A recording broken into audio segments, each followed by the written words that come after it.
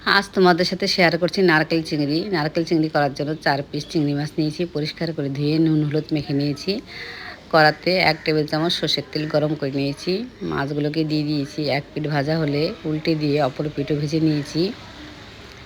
ওই তেলের মধ্যেই একটা পেঁয়াজ বাটা দিয়ে কিছুক্ষণ কষিয়ে নিয়েছি। কষানো হয়ে এলে হাফ চামচ মতো রসুন বাটা, হাফ চামচ আদা কাঁচা লঙ্কা বাটা দিয়েও কিছুক্ষণ কষিয়ে নিয়েছি। একটা টমেটো পেস্ট দিয়েও কষিয়ে নিয়েছি। কষানো হয়ে এলে হাফ চামচ জিরে গুঁড়ো, পরিমাণ মতন লঙ্কা গুঁড়ো, কাশ্মীরি মির্চ হাফ চামচ মতো দিয়েছি, হলুদ গুঁড়ো হাফ চামচ, পরিমাণ মতন নুন দিয়ে আরও কিছুক্ষণ কষিয়ে নিয়েছি।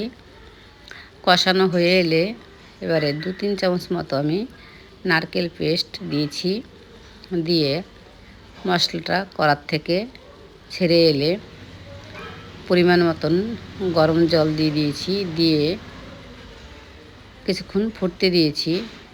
ঝোলটা ভালোভাবে ফুটে গেলে মাছগুলোকেও দিয়ে দিয়েছি। দিয়ে 5-6 মিনিট মতো রান্না করে নিয়েছি।